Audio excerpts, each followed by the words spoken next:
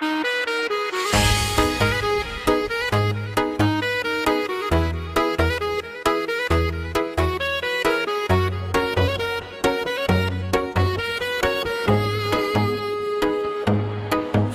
uit în ochii tăi și simt acel sentiment ce mă topește.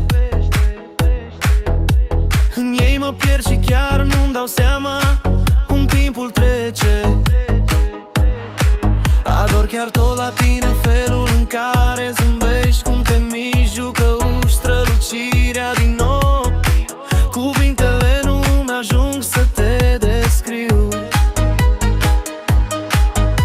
Cu tine mereu fericit mă fac să fiu. Ai intrat în lumea mea, iar eu în a ta.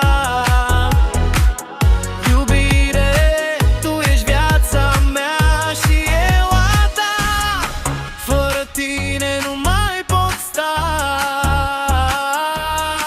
pentru că te iubesc la fel ca în prima zi. Te iubesc, gândul de la tine nu mi-l pot dezlipi. Te iubesc și eu voi face mereu. Te iubesc, te iubesc, iubesc, te iubesc.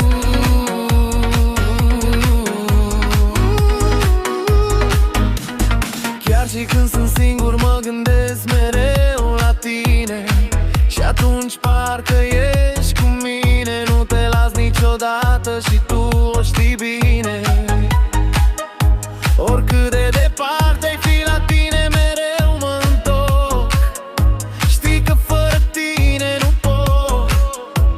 Am nevoie de alt foc, pentru că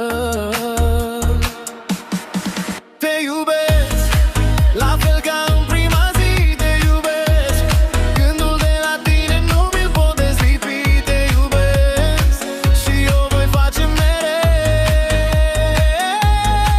Te iubesc, te iubesc, te iubesc.